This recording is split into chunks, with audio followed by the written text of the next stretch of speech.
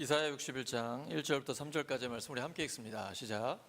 주 여호와의 영이 내게 내리셨으니 이는 여호와께서 내게 기름을 부으사 가난한 자에게 아름다운 소식을 전하게 하려 하심이라.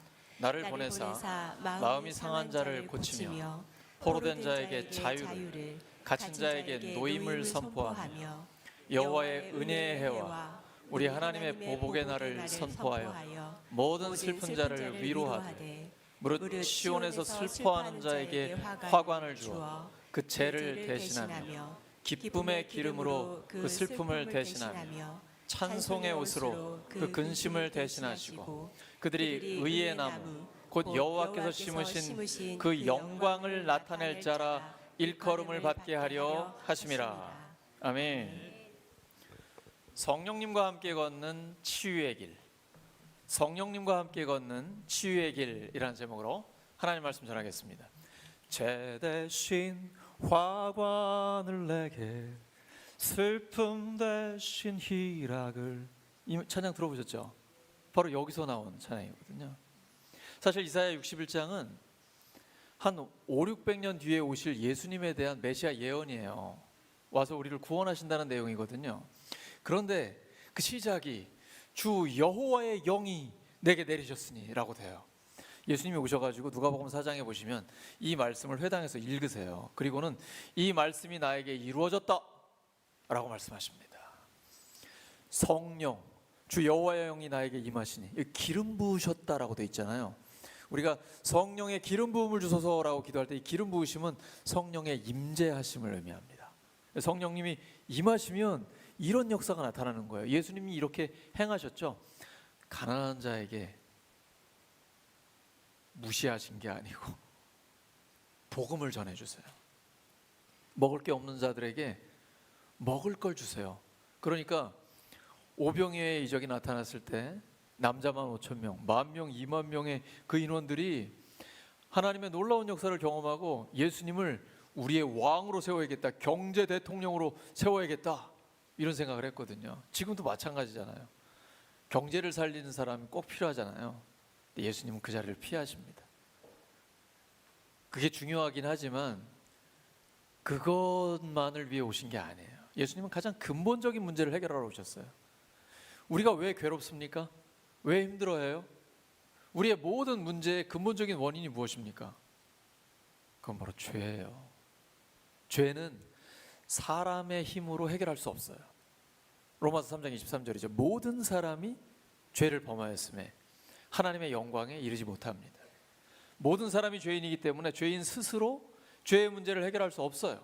그래서 하나님의 방법은 죄 없으신 전능하신 하나님이 죄인의 모습을 입고 오시는 거예요. 그리고 모든 죄를 대신 지고 죄값을 치러주시는 것입니다. 일단 죄값을 치르면 이제 모든 사람이 죄로부터 자유로워지는 것이죠. 그게 바로 성령의 역사예요. 가난한 자에게 복음을, 포로된 자에게 자유를 주는 거예요. 여러분 혹시 뭔가에 묶여 있습니까? 매여 있습니까? 포로된 자 있습니까? 자기는 잘 모를 수 있어요. 혹시 그거 없이는 못 사는 거 있습니까?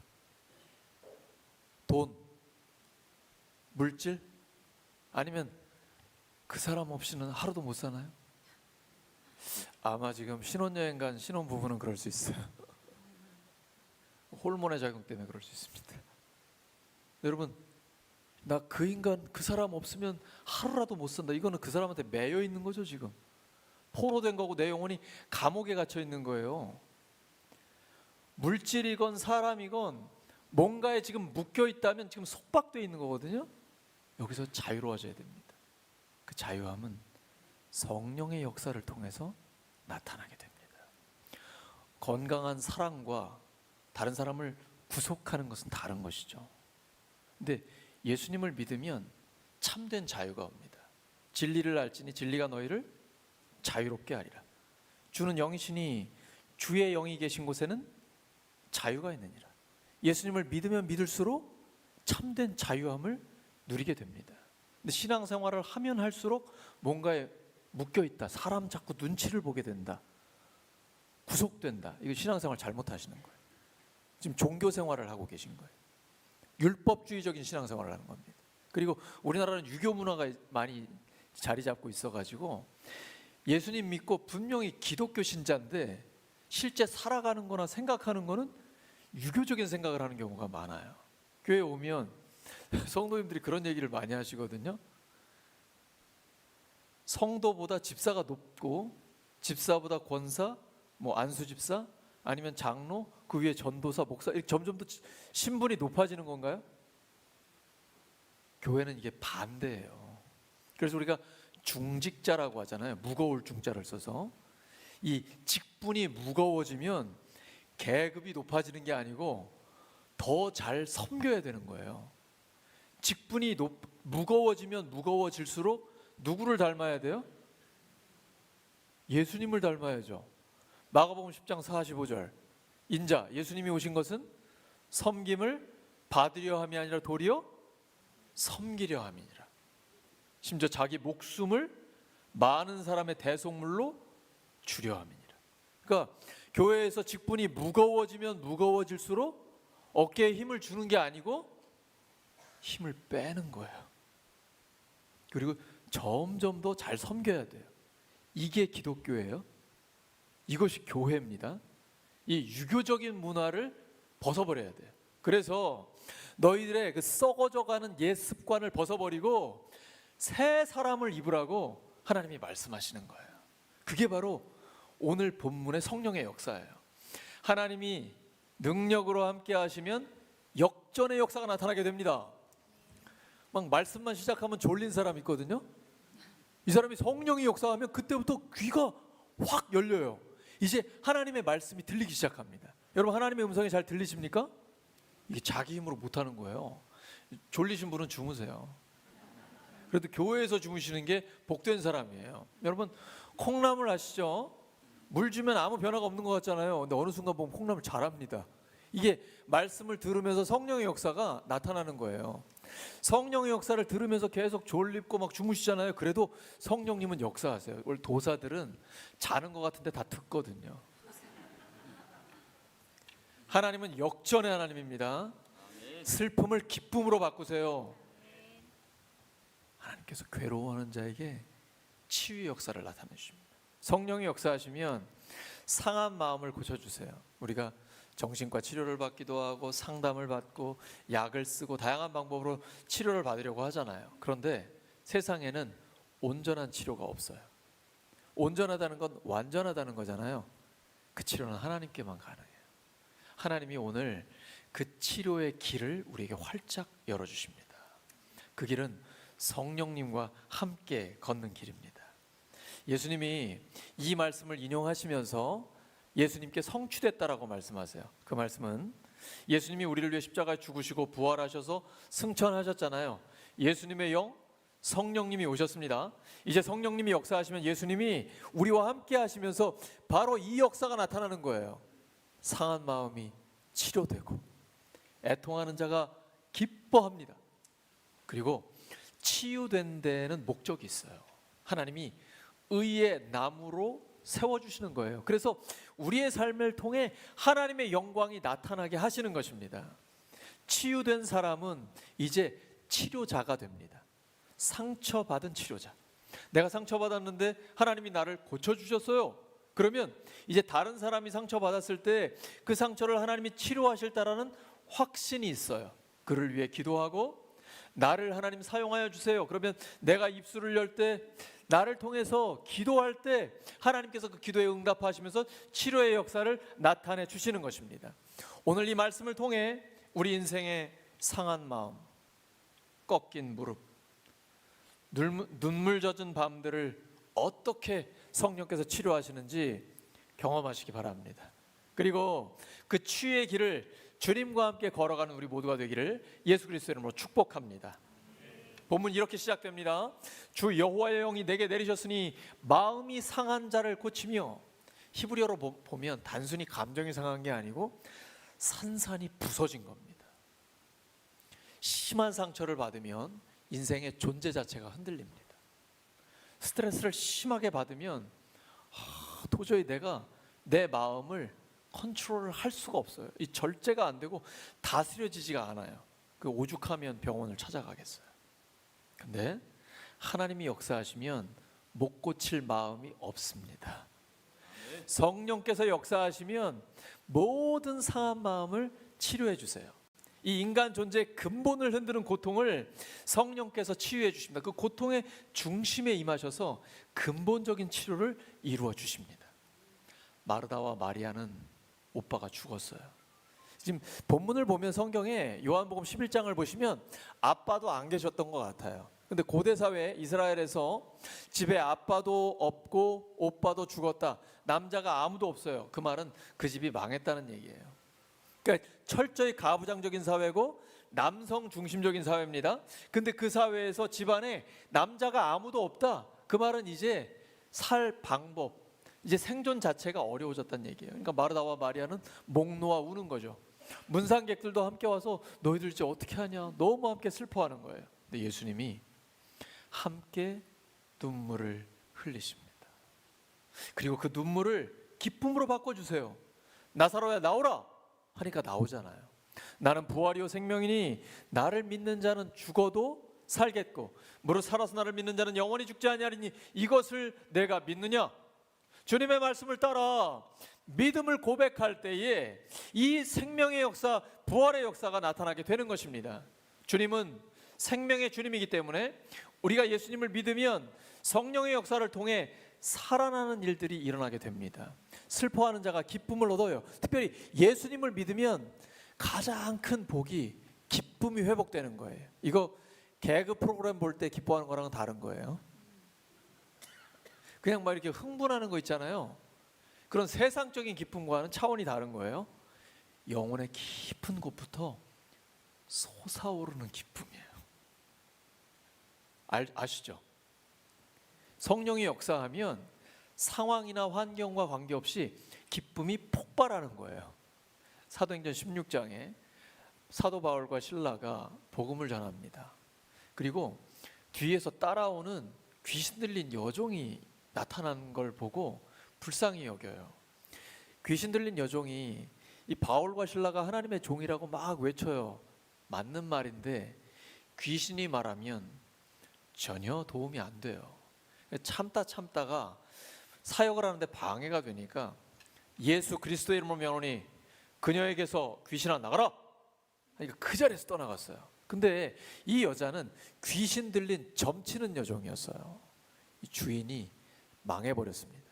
더 이상 점을 못 치는 거예요. 그래서 바울과 실라를 잡아다가 때리고 감옥에 가둬버립니다. 고소해버렸거든요. 고통 가운데 있어요. 매 맞아서 너무 아파요. 상황은 최악이에요. 하지만 그들 안에 성령의 기쁨이 있기 때문에 이 기쁨이 찬송으로 터져 나왔습니다. 그리고 기도했어요. 주변에 있는 다른 죄수들이 깜짝 놀라는 거예요. 매 맞고 들어와 감옥의 그 수렁에 빠져 있는데 성령의 기쁨이 찬송으로 터져 나오는 거예요. 그러니까 지진이 일어나 옥문이 열립니다. 발에 착고가 풀려버립니다.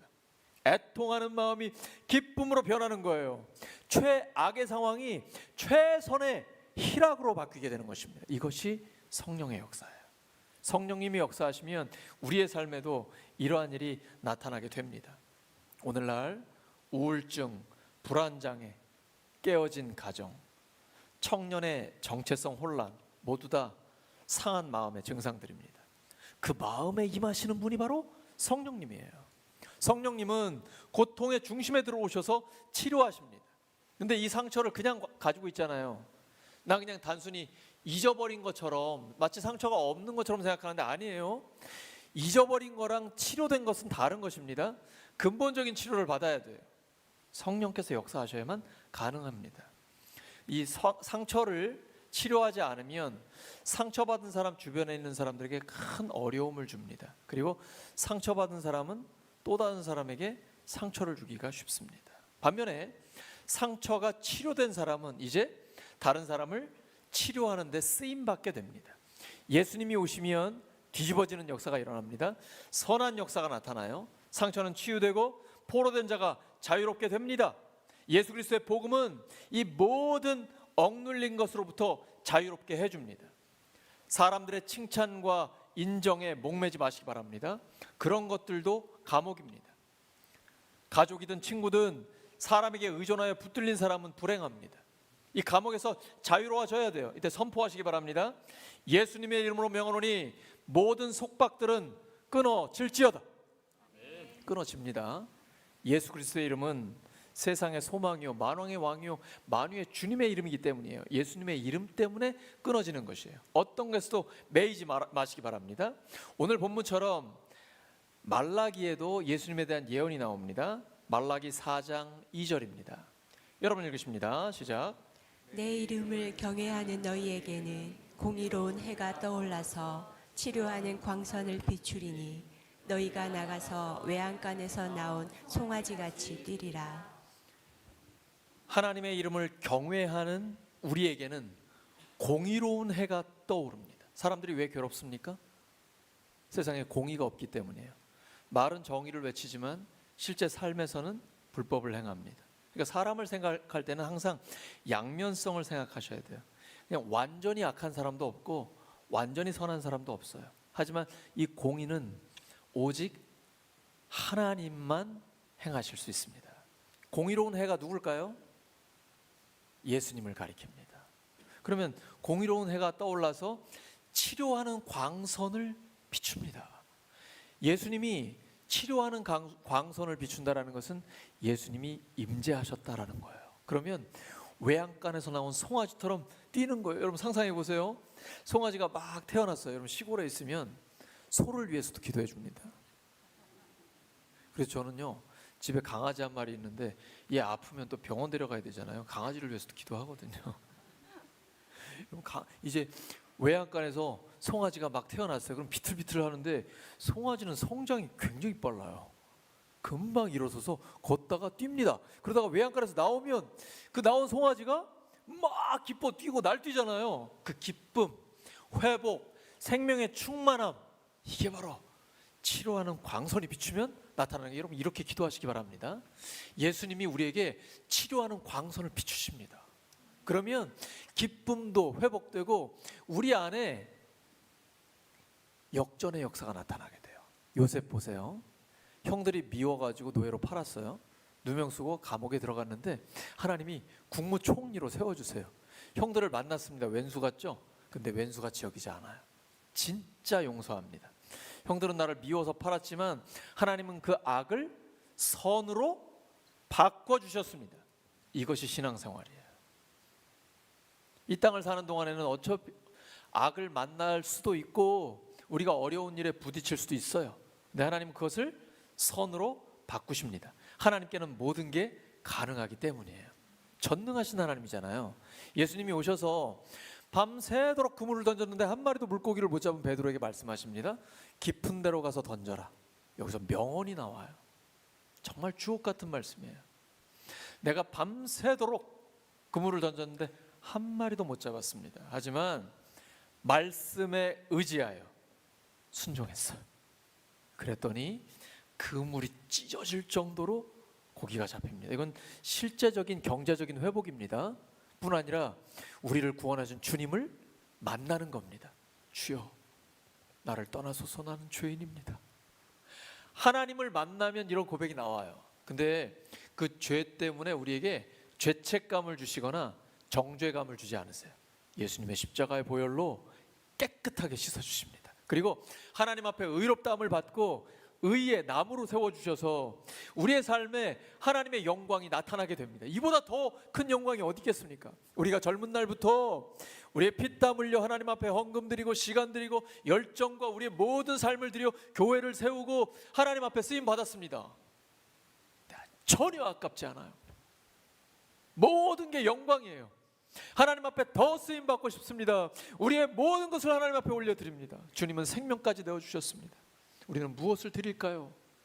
이보다 더 큰 영광이 어디 있어요? 근데 하나님이 우리를 치료하신 다음에는 의의 나무로 세우신대요. 하나님이 심으셔서 하나님의 영광을 나타낼 자가 된다라는 거예요. 따라하시기 바랍니다. 말씀에 의지하여. 말씀에 의지하여. 말씀대로 순종하면 하나님의 말씀이 우리의 삶에 실제로 이루어집니다. 제가 목양실에 주로 있다 보니까 자주 옥상에 올라갑니다. 여러분 우리 교회 옥상에 자주 가십니까? 거기보다 더 좋은 곳이 없어요. 가리는 거 없이 햇빛을 마음껏 쬐입니다. 그래서 일광욕을 즐기는데요. 이 햇빛은 두 가지 효과를 나타내요. 우리 같은 생명은 살아나게 합니다. 세균은 죽입니다. 그래서 예수님의 빛이 비치면 두 가지 역사가 나타납니다. 영혼을 살리는 역사와 함께 악은, 죄의 악은 죽이는 심판의 역사가 나타나요. 그래서 하나님은 사랑과 공의의 하나님이신 거예요. 예수님의 사랑을 본받아 모든 사람을 다 품어주시기 바랍니다. 하나님은요 무한히 받아주십니다. 우리가 어떤 죄를 짓고 어떤 상황 가운데 있든지 돌아오기만 하면 돼요. 저는 주일에 우리 성도님들을 만날 때 너무 행복해요. 하나님 앞에 돌아오기만 하면 돼요. 그러면 하나님은 얼싸안고 춤추십니다. 어제도 우리 갔다 오면서 춤추시는 분 계신데 하나님이 그런 분이에요. 그냥 돌아오기만 하면 춤추세요. 너무너무 기뻐서. 누가복음 15장에 보시면 탕자의 아버지를 통해 하나님의 마음을 표현하고 계십니다. 제한이 없어요. 내가 무슨 죄를 지었건, 내가 악의 구렁텅이에 빠져 있었건 하나님께 돌아오기만 하면 돼요. 근데 사탄이 이걸 계속 방해합니다. 예배 시간은 가장 치열한 영적인 전쟁의 자리입니다. 그런데 기도하면 악한 영은 떠나가게 돼 있어요. 예수님 말씀하셨죠. 기도 외에는 이런 유가 나갈 수 없느니라. 악한 영들 기도하면 떠나가요. 찬양이 기도입니다. 주 품에 품으소서. 이거 다 기도잖아요. 예수님만이 세상의 소망입니다. 예수님은 우리를 위해 죽으시고 부활하신 뒤에 우주 만물을 다스리시는 만왕의 왕이요 만유의 주거든요. 그 예수의 이름을 우리에게 주셨어요. 요한복음 1장 12절 말씀, 영접하는 자 곧 그 이름을 믿는 자들에게는 하나님의 자녀가 되는 권세를 주셨습니다. 이 말씀이 우리의 삶을 완전히 바꿔놔요. 세상에서 누구의 눈치도 보지 않고 세상 사람들을 품으며 하나님의 영광을 위해 직장에서, 목장에서, 교회에서, 가정에서 모든 삶의 자리에서 하나님 앞에 쓰임 받는 거예요. 하나님, 순전한 하나님의 사람이 되기를 원합니다. 이게 영어로 인테그리티잖아요. 순전하다는 게 뭐예요? 순수하고 완전하다는 거예요. 흠없는 하나님의 사람 되기를 원합니다. 주의 보혈로 정결케 하소서. 주님, 저를 불쌍히 여기소서. 하나님의 인자하심으로 저에게 은혜를 베푸소서. 은혜의 해를 비추어 주시옵소서. 오늘 본문에 여호와의 은혜의 해라고 나와 있죠. 이게 뭘까요? 희년을 가리킵니다. 희년은 안식년이 7번 지나는 거예요. 77에 49. 그 다음에 50년째 되면 희년을 선포합니다. 그러면 가난해가지고 너무 힘들어서 땅 판 사람 있잖아요. 원래 하나님이 분기로 준 그 사람한테 땅을 돌려줘야 돼요. 왜냐하면 모든 땅은 하나님의 것이기 때문에. 하나님이 우리에게 맡겨주신 것이지 소유는 하나님의 것이거든요. 그리고 노예로 팔린 사람들 있잖아요. 이 희년이 되면 자유롭게 해줘야 돼요. 그리고 가족의 품에 안겨줍니다. 가정이 회복돼요. 정신적으로나 육체적으로 자유롭게 됩니다. 이게 희년이에요. 경제적인 회복, 정신적인 육체적인 치유와 회복, 가정의 회복이 일어나는 겁니다. 이게 바로 성령의 역사로 우리의 삶에 나타나게 됩니다. 예수님이 치료의 광선을 비춰주시면 모든 자리에 회복의 역사가 나타납니다. 예수님 믿는 사람은요, 얼굴이 달라져요. 왜냐하면 우리 안에 넘치는 기쁨이 있거든요. 영혼 깊은 곳에서 올라오는 솟아나는 기쁨이 있어요. 상황과 환경을 초월하는 기쁨입니다. 그러니까 얼굴이 회복되는 거예요. 오늘 예배의 자리, 주일의 예배는 모든 자리가 잔치 자리입니다. 우리 주님이 우리의 신랑 되세요. 우리를 신부 삼으셔서, 어제 결혼식장 가니까 신부가 너무 예쁘더라고요. 근데 신랑 되신 예수님이 우리에게 예쁜 의의 옷을 입혀주십니다. 아름다운 신부가 지금 잔치 자리에 있습니다. 어제 우리 신부 봤잖아요. 신랑 봤잖아요. 막 입이 찢어지려고 그러잖아요. 너무 기뻐하잖아요. 그 당연하죠. 잔치 자리인데. 자, 오늘 예수님이 우리 신랑 되십니다. 신부인 우리에게 아름다운 옷을 입히시고 우리에게 영원한 기쁨을 주셨습니다. 그럼 우리 얼굴이 어때야 될까요? 인상 쓰면 되겠어요, 안 되겠어요? 그건 신부의 모습이 아니죠. 신부는 넘치는 기쁨이 있어요. 목사님은 굉장히 기쁜 것 같은데 나는 지금 하나도 안 기뻐요. 하나님이 아세요. 아십니다. 아무리 이렇게 기쁨의 소식을 들어도 기쁨이 안 일어나죠. 어디가 아픈 거예요. 지금 병든 거예요. 근데 하나님은 치료하실 수 있습니다. 이제 오랫동안 사람들에게 의존하면서 살아온 사람, 상처가 많은 사람은요, 이게 생활 습관이 되어 있습니다. 사람들을 의지해요. 의존해요. 항상 다른 사람들이 나를 도와야 돼요. 교회에서도, 목장, 가정, 직장에서도 마찬가지예요. 근데 교회에 왔을 때 특히 이런 게 나타납니다.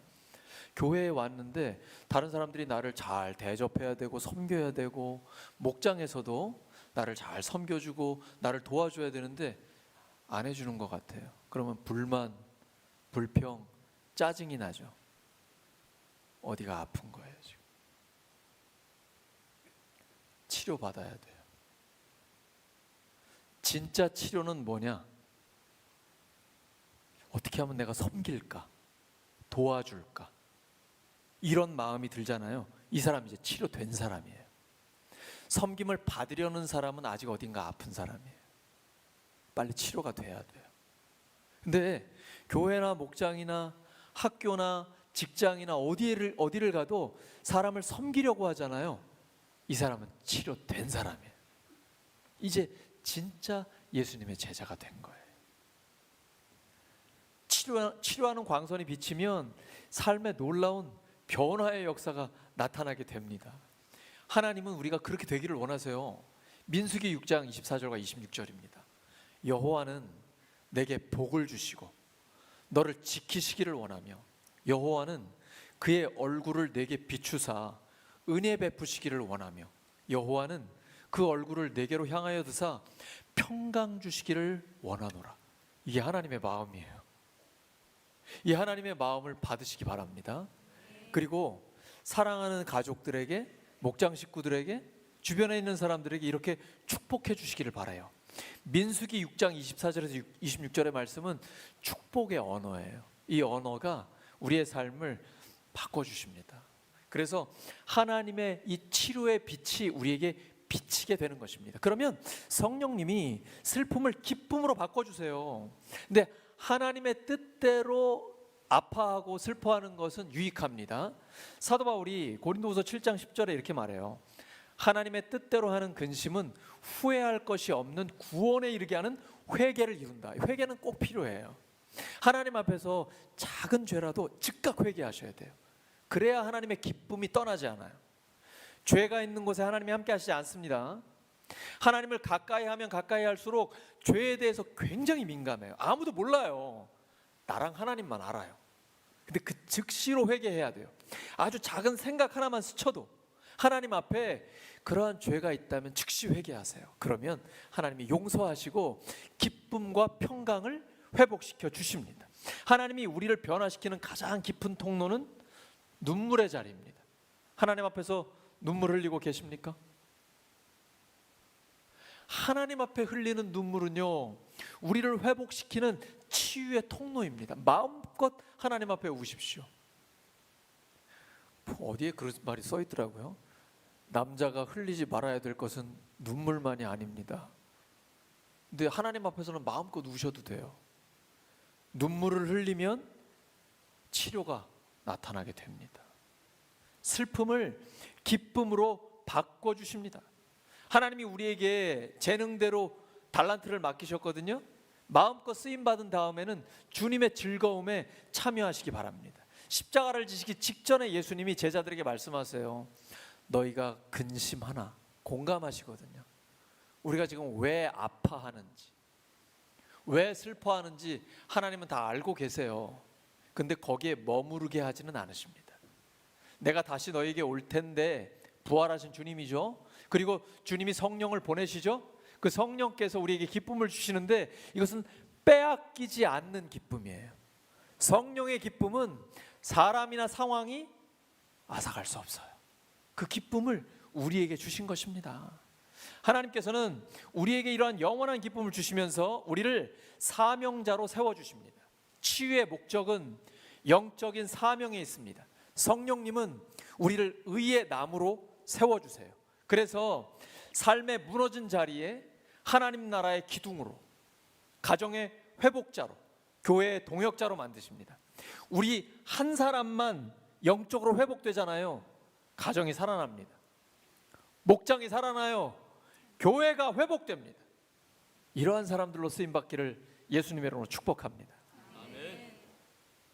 사랑하는 우리 울산교회 성도 여러분, 오늘 여러분의 마음 상태는 어떠십니까? 지친 삶의 현장 속에서 여전히 상한 마음과 눈물로 하루를 보내고 있지 않습니까? 세상은 경쟁이죠. 치열하게 먹고 먹히는 약육강식의 사회. 모든 사람이 다 경쟁 상대요, 경계의 대상이죠. 약점 하나 잡으면은 끝까지 물고 늘어지고 공격해서 다른 사람을 짓밟아 내가 그 위에 올라서려고 쌓고 쌓아야만 나 혼자 잘 먹고 잘 살 수 있다라는 세상. 그 세상 속에서 주님은 십자가의 희생과 섬김을 말씀하십니다. 주님은 십자가를 끝까지 참으셨어요. 왜요? 십자가 너머에 기쁨을 보고 계셨기 때문입니다. 신앙생활은 좁은 길입니다. 하지만 생명의 길이에요. 고난의 길입니다. 그러나 영광의 길입니다. 고난 너머에 있는 기쁨을 보셔야 돼요. 그러면 그 고난을 넉넉히 참을 수 있습니다. 고난이 끝이 아닙니다. 고난 뒤에는 부활과 하나님의 영광이 우리를 기다리고 있는 것입니다. 성령님은 오늘도 우리에게 이렇게 말씀하십니다. 내가 너를 고치리라. 내가 너를 회복시키리라. 내가 너를 세우리라. 우리에게 성령님과 함께 걷는 치유의 길이 활짝 열려 있습니다. 성령님은 상한 마음을 고치시고 슬픔을 기쁨으로 바꾸시며 우리를 의의 나무로 세워주십니다. 성령님과 함께 이 기쁨의 길을 담대하게 걸어가는 우리 모두가 되기를 예수 그리스도의 이름으로 축원합니다. 오늘 말씀 붙들고 합심하여 기도하며 성찬 예식을 위하여 하나님 앞에 간구하겠습니다. 하나님 아버지 감사합니다. 오늘 주신 말씀 따라 성령의 놀라운 역사를 우리에게 허락하여 주시옵소서. 마음 상한 자 치료하여 주시고 슬픔이 변하여 기쁨이 되게 하시며 우리를 의의 나무로 세워 주시옵소서. 주의 몸과 살을, 주의 피를 나눌 때에 이 시간 성령께서 치료의 광선을 비추어 주시옵소서.